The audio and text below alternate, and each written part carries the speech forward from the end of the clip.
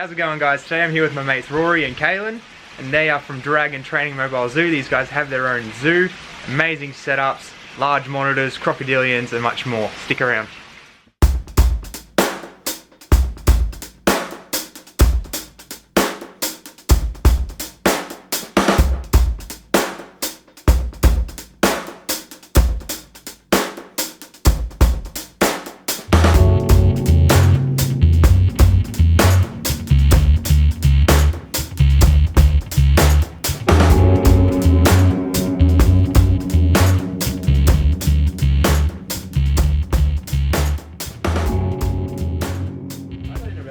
I was never into reptiles as a kid, really, when I was really young. I actually more moved in with Rory about 3 or 4 years ago. I was still at school and working part-time at that point. I continued to kind of help him over around the place, you know, with those reptiles, and then eventually kind of just fell in love with them. And then he offered me like, oh, we're going to try to start up a mobile zoo, like, do you want to be a part of it? And I was like, sure. And then just from there I kind of fell in love with everything, and as Rory's found out, I'm being quite handy trying to build stuff around the place and help him build all the big enclosures. You keep water dragons and stuff before? Yeah, had 2 little water dragons. That's really all I had kept before. Then I always liked the outdoors, I guess, so that definitely helped, I guess. Yeah.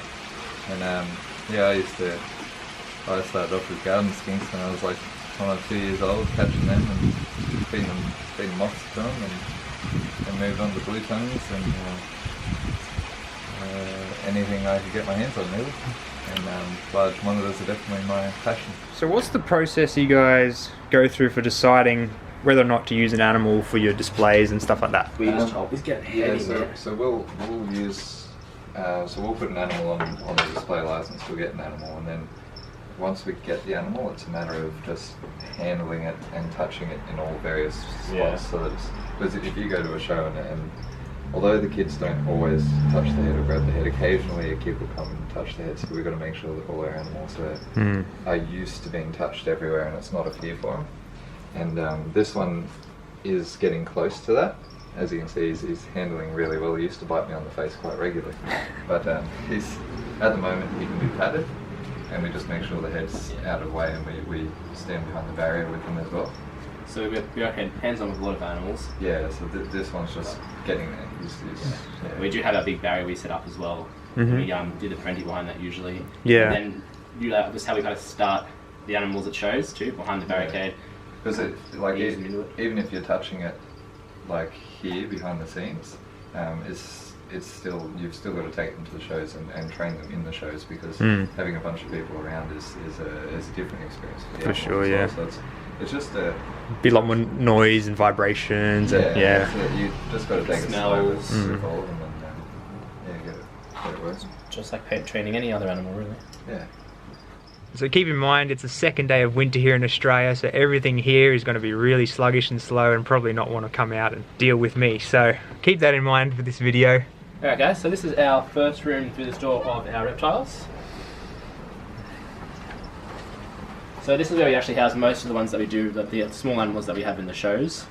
We do have some other ones that we don't have in the shows. So first one up, we've got our large Woma python, and it's up the top because for some reason it loves to be up there. A random arboreal Woma. Yeah. And this one is the Northern Territory one. So this guy's much darker than the other 4 we have. And he's also the biggest as well. And then we've got our highlight diamond python in this one. He's up in the box there. He needs a new height, I reckon. He's packed on some size. This guy has grown super fast, like super fast. He's a great snake, as you've seen firsthand. We've got an albino Darwin also in the hide, so we'll get to see them all later on. We'll get them out. We've got our baby ridgetails. So these are the hatchlings that we've had from our breeding pair. There is 3 in here. That's was it 9 months now on it? Yeah. About 9 months, and then there is one in there that's actually about 2 or 3, and it is a little bit bigger, but they've been cohabiting in here for quite a while. They're flying together. At the top here we've got our brand new boys dragons that we have just got today off our good mate Just here with us. Thank you. I hope they do great for you, mate. Yeah, love it. Hopefully. Great little addition. We have green tree frogs in this one. There's quite a few in there, but we can show those later on. There's actually a very dark and green one just up the back there. This one's our clay river turtle. So this one's we have in our shows as well. And it's a very, very small turtle. It's one of the smallest ones you can find in Australia. Great for a pet. Yep. So this is nearly fully grown. It might grow like maybe half a centimetre bigger in diameter around its shell. But that's fully grown otherwise. That's a good sized turtle for a pet. For, yeah, indoor tanks. As we go around, we've got another Woma python up in here. This guy's about to be revamped. We're going to get 2 enclosures just put up here and on top of each other for our 2 breeding pairs. We've got shinglebacks up in this one. Blue tongue, eastern blue tongue, and then in that here, northern blue tongue. Northern cross blue tongue. Got our blackhead up here. Who's nice. Looking much better now, but he's been on a bit of a diet lately. These guys are great eaters. Another Woma python. Shall we love our Woma pythons? Yep. So this is our show one. This is the best handling one that we have. So this is one of our hope to future breeding pair of Woma pythons. So they're actually very great. We find Woma pythons are like absolutely fantastic snakes. We actually recommend these guys for any beginners because we do find that they tame up very easily. They're quite a simple setup, and they're just not hard to look after. They're great. These guys are found like central Australia, right across to the edge of Western Australia there. That's awesome. We've got a big field-neck lizard. Well, actually, a big enclosure for our field-neck lizard. Yeah, this is a massive setup. Yeah, it's really good. Our restrictions for like the requirements for the zoo to have it in the mobile zoo is massive. Yeah, right. Yeah, that's the size for one.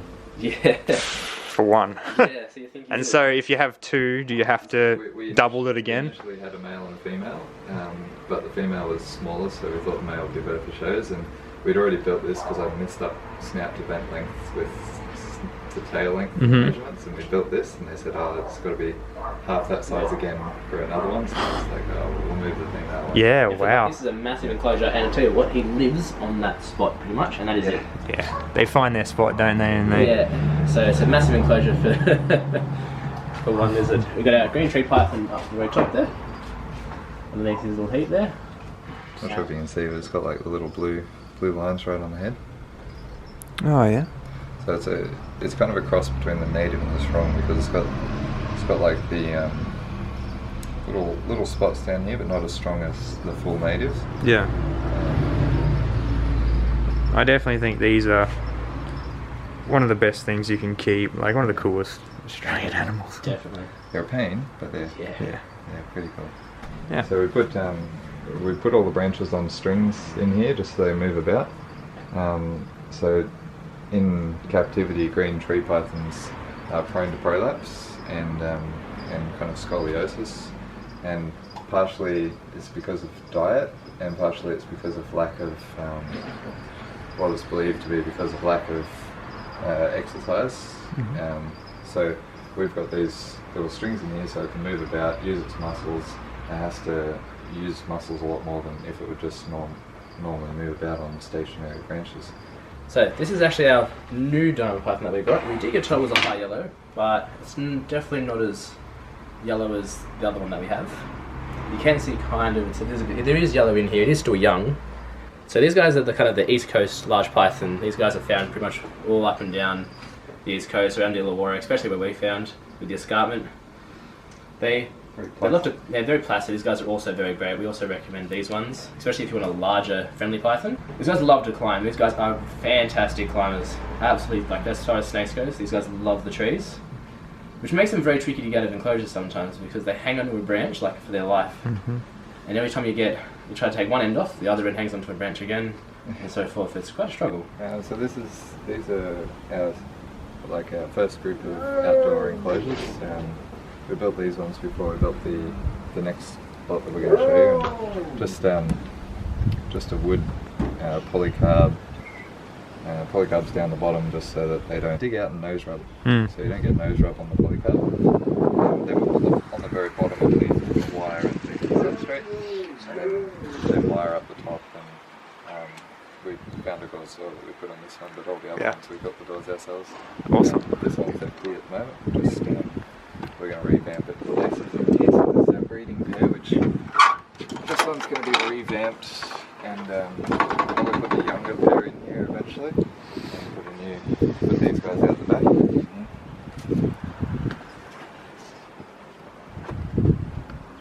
Yeah, nice. Yeah. So they've got the heated hide all the time.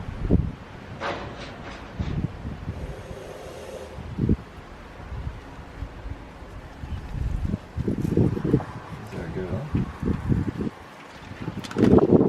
Good female. Yeah, it's a female. And these are the ones that have bred before? Yeah, these are the ones we breed each year. And this is our male. That's awesome. Yeah. So he's pretty chill. He's not as chill as the female. Like the female will wander up and climb up on me, whereas he does occasionally, but he's not overly interested. That's awesome. He's a beast. Yeah. But both of them I'm not overly worried about. The male I'm worried about if I'm feeding him. Yeah. Because he hasn't learnt the distinction, whereas the female, still got to be careful, but she's pretty relaxed. Yeah. As you guys know, Lacey's probably my favourite Australian one, or at least favourite for large kind. And I mean, what can you say? What a beautiful animal. So this is the nesting box that we do have in here year round. We've got heating in it.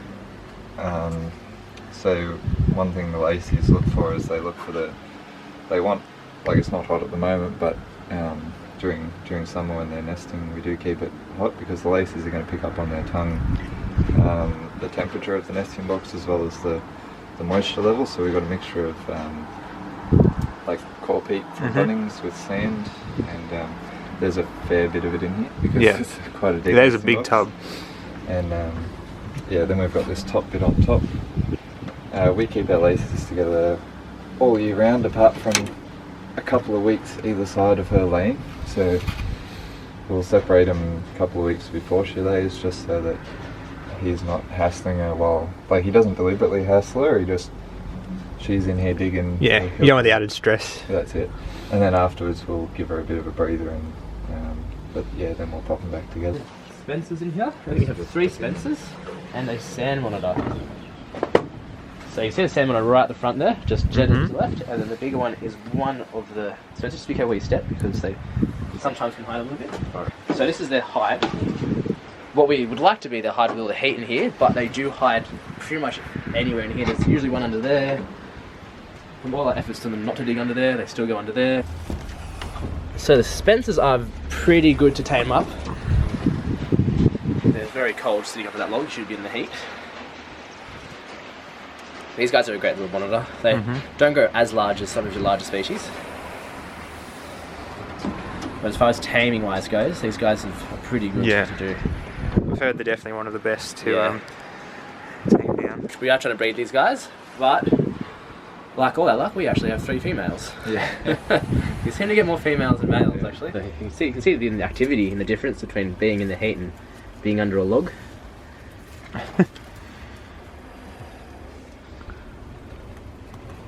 So that we were hoping that this one was the male. Yep. As it's a little bit bigger, but nope. They're all female. 3 females. Right. So this is one of our other little rooms of enclosures.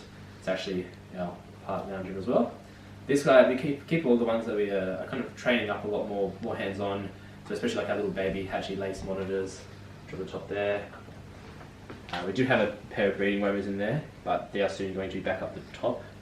And then hopefully we can split the lace monitors that are 2, so there's 1 in each thing, just easier to tame up. And then over here we have our really cool stuff. our nice looking enclosures here. Again, there's just more because they're young juveniles. We've got mangrove monitors and murdered water monitors. And then a feeding container a feeding container for our little freshwater crocs. So this guy's he's about 8 months old. We bred him from our adult pair out there.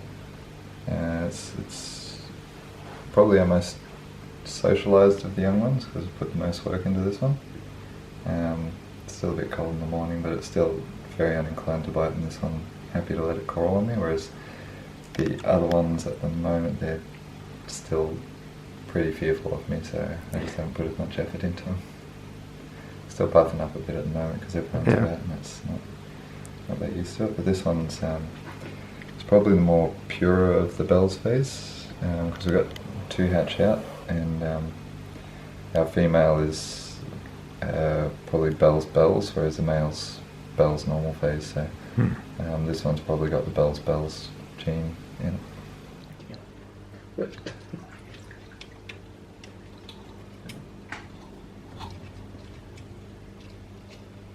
They're very inquisitive. That's just coming over there. Yeah, so. I think they're one of the prettiest looking young monitors. These around. guys are awesome. Like you see pictures and you think, oh, that's like just a lens on it or something. But Yeah. they're really, really. Yeah. So what are these? Mangrove water monitors. And how old are these guys?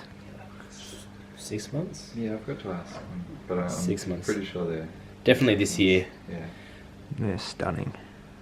Well, they'd probably be about the same time as the Mertens. Yeah, so I'd say probably like 6, 7 months old. 7 months old, yeah. These guys are pretty new. We only just got these guys a month ago. Yeah. And yeah, they are so cool. These guys are probably one of the most inquisitive lizards that monitors that I have seen, especially the juvenile age. Like still timid, but so inquisitive. Yeah.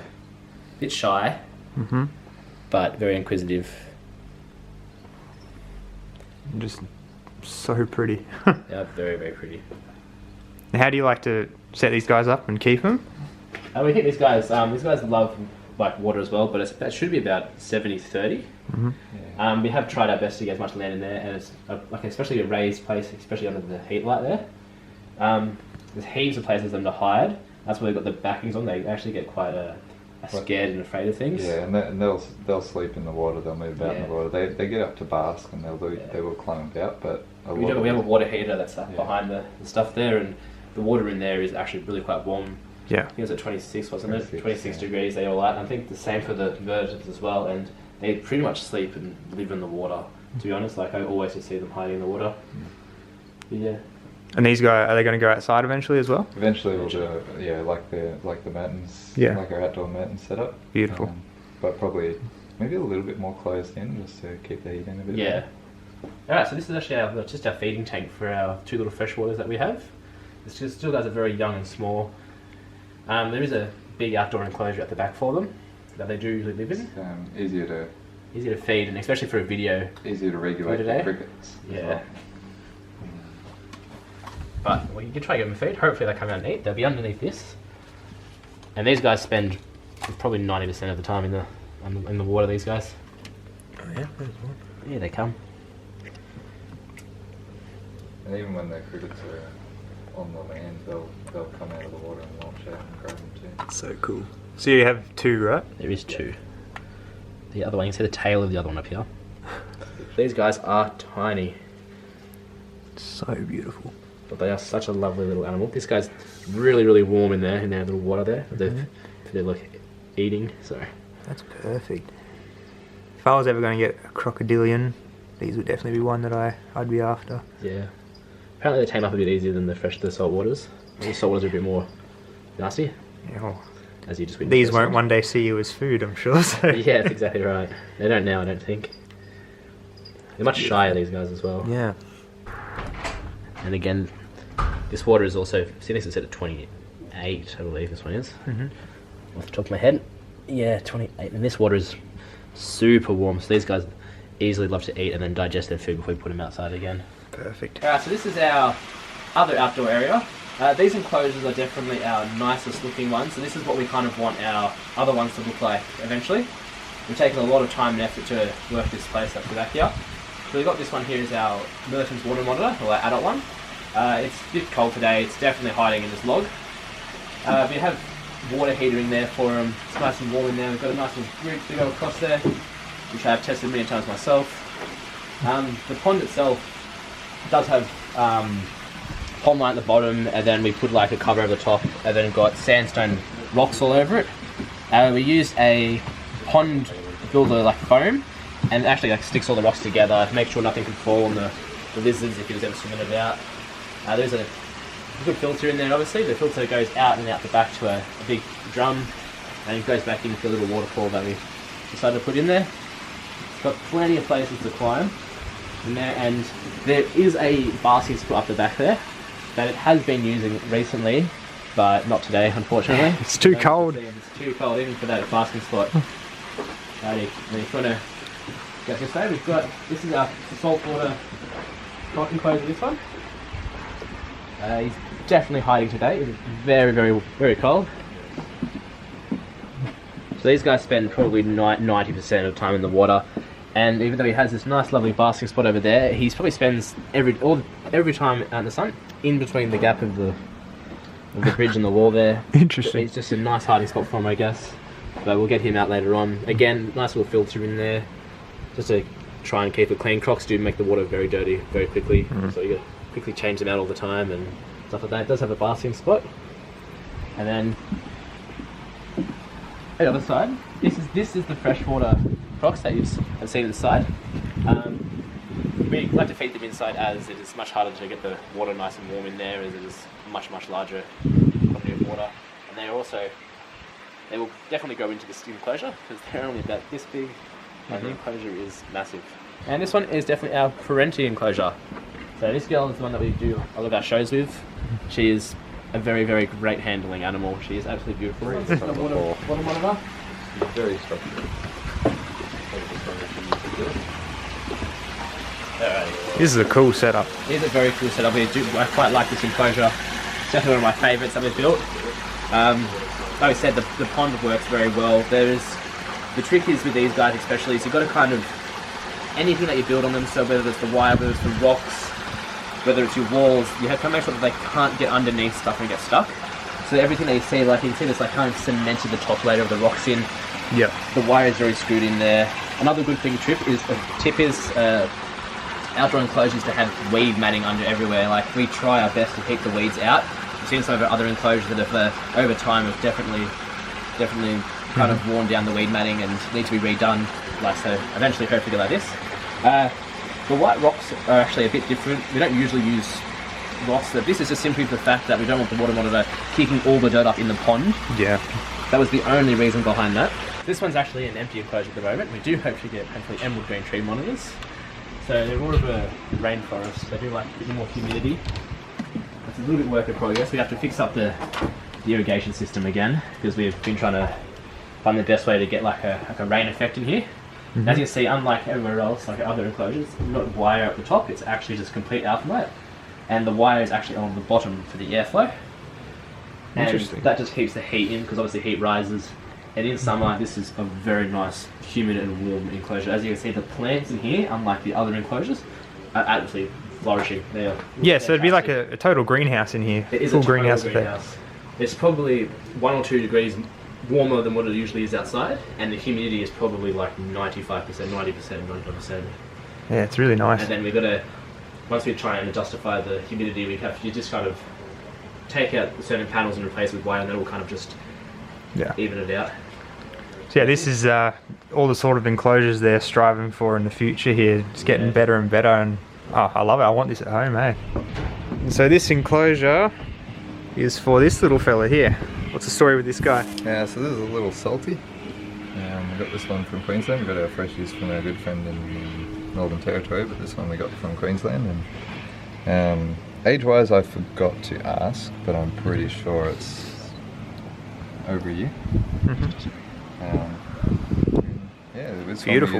Used for shows, and it's really good with the kids. And so, what's the sort of regulations on keeping crocodiles here in New South Wales? So this one we can only keep up to salties. Normally you can keep up to 1.20 m if you're a mobile zoo. We've only got this enclosure for up to 1 metre with this guy. So we just have to swap it out and get another hatchie down when this one gets over the size. And temperatures wise, you want to keep the water, probably the toughest things keeping the water are about 26 to 29 degrees, because not their native habitat. Yeah. And, it gets too cold normally otherwise. Yeah. And then we'll tape the mouth up for shows so it doesn't munch anyone. Beautiful little saltwater crocodile. It's crazy to think that this little thing will become the largest reptile in the world, and probably the most impressive and dangerous. A literal man-eater. Oh, and he's so cute. But he's not going to stay cute for forever. Let's put this little cutie back into his awesome home. Oh, and he's... Did he get you? No, he got my band-aid. Oh. That was a close call, This mate. is our male Parenti's enclosure. It's 5 meters by 3 meters by probably 3 meters high. Mhm. The height's mainly for my benefit. And then, yeah, we've got the heated hide up this end. So we've got the 3 heat lights there if it wants to get out and bask. Yep. And then under here we've also got a glass panel on top of a heat cord, so that's where it kind of sleeps and spends most of its time. And then underneath we've got the wire mesh like all of our enclosures. He doesn't really dig too much, he just wanders about and does climb, like he'll jump off the ground straight up to here, put his claws straight up and then just pull the body up. Wow. So they're pretty dexterous little fellas. Yeah, this one's the one we use for shows. Big beast. Yeah. And the big things. And you've worked with this one a lot, hey? Yeah, so we've had this one since it was a hatchie. And yeah, in the cold weather, it's a lot more apprehensive than in the warm weather. But as you can see, it's classy as anything. That's awesome. Defensive too, like if it sees someone it doesn't like, it'll go up on my shoulders and try to protect me and like open the mouth up, so they're really, or if it's on, like if we go to do holes with this one, and I'm standing above the other person, it will try to climb on me, so I've always got to kneel down, so that they know people. They're very smart. So intelligent animals. It's holding on rather tight now because it's wanted to get the warmth. Yeah. So the last measurement as well, it was 1.84 m long. And I think about 14 kilos in weight, but that's with me standing on the scale. It's not necessarily 100%. Get out of it, Rory. What an amazing honour it is to hold such a beautiful big animal. As you guys know, this is the largest monitor species in Australia. And wow, it's like your very own Komodo dragon in your backyard, isn't it? Third largest in the world. Crazy. So intelligent. Just look at the head on that thing. Looking around at you. Always figuring out what's going on. They really got that raptor look, like Jurassic Park. You know, dinosaur face. Especially if you see them with your chicken. When they run. Yeah, these things are the king of the Australian outback. Really pretty coloured on this one, like really yellow, you know. So thanks for watching, guys, and thank you guys for letting me come over. It's been absolutely awesome. Where can the people find you to get in contact with your whole zoo situation? Dragon Training Mobile Zoo is a Facebook, website, Instagram, and you can find our YouTube on our website and our Facebook as well. Awesome. I'll leave links below to everything like that. Thanks for watching, guys. Subscribe for more Australian reptiles and all sorts, and I'll see you next time.